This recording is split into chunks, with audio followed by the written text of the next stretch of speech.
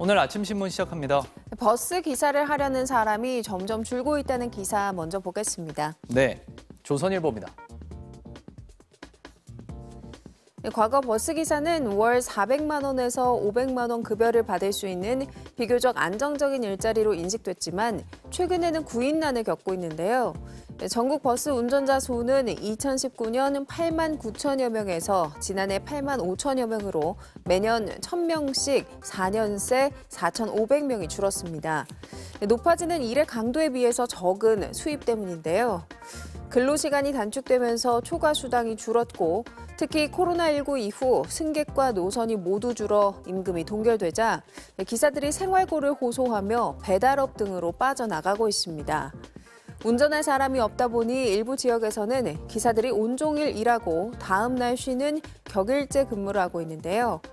그나마 준공영제로 운영되는 시내버스와는 달리 시외 고속버스나 마을버스는 손실 감소를 피할 길이 없어 노선이 사라지는 악순환이 되풀이되고 있습니다.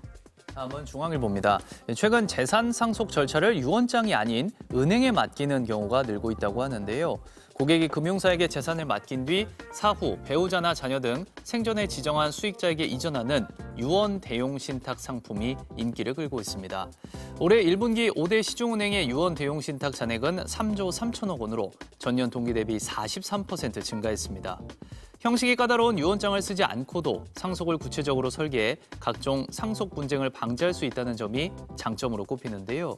최근엔 젊은 장년층이나 재혼 가정 등으로 고객층이 다양해지고 있어 시중은행도 관련 상품 확대에 나서고 있다고 신문은 전했습니다.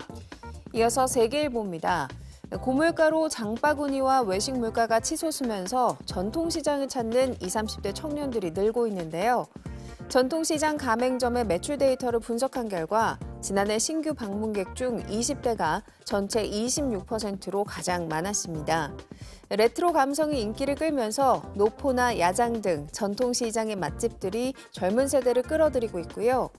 또 저렴한 가격에 원하는 양만큼만 장을 보고 싶은 1인 가구들이 시장을 찾는 데다 최대 10% 할인되고 소득공제까지 가능한 온누리 상품권은 짠테크 수단으로 꼽힙니다. 젊은 층 유입이 늘면서 시장 내에 신용카드 사용이 가능한 매장이 늘고 청년몰이 생기는 등 전통과 현대적 요소가 공존하는 모습도 보이고 있는데요. 전통시장이 먹거리와 놀거리가 많은 한국 문화를 대표하는 장소가 될 것이라는 기대도 나옵니다. 다음은 동아일보입니다. 정부가 테슬라에 대해 개인정보 유출이나 사생활 무단 촬영 등 개인정보보호법 침해 여부를 조사하고 있습니다.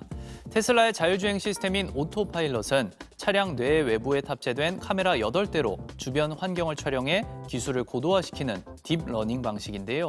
지난해 미국에서 이 영상을 직원들이 내부 메신저로 돌려봤다는 증언이 나오면서 해외에서도 개인정보 침해를 둘러싼 논란이 끊이질 않고 있습니다. 이에 따라 국내 개인정보보호위원회는 테슬라에서 개인정보가 촬영돼 미국 본사로 전송된 게 아닌지 확인하고 있다고 밝혔는데요. 전문가들은 테슬라가 수집한 정보의 관리 방식이 여전히 불투명하다며 관련 가이드라인부터 세워야 한다고 지적했습니다. 끝으로 지역신문 기사 살펴보겠습니다. 전북일보인데요. 지난 주말인 25일 전주 한옥마을 도로에서 관광객이 몰던 전동차가 넘어져 탑승객 4명이 크게 다치는 사고가 있었습니다. 이 같은 전동차 사고가 매년 한옥마을에서 지속적으로 발생하고 있는데요. 한옥마을은 인도와 도로 경계석의 높이가 낮고 도로는 울퉁불퉁한 연석이라 바퀴가 작은 전동차의 경우 사고 위험이 더 큽니다. 문제는 관광객이 전동차를 타다 사고가 나도 보험 처리가 어렵다는 건데요. 심지어 대부분 업체들이 모든 책임은 고객이 진다는 서약서를 쓰게 하고요. 안전장구 착용에 대한 경찰의 단속이 전무하고 기기 점검도 소홀해 안전 문제가 지적되고 있습니다. 경찰 관계자는 도로교통법상 관련 규제가 명확하지 않아 대책 마련을 위해서 한옥마을 사업소와 논의할 예정이라고 전했습니다.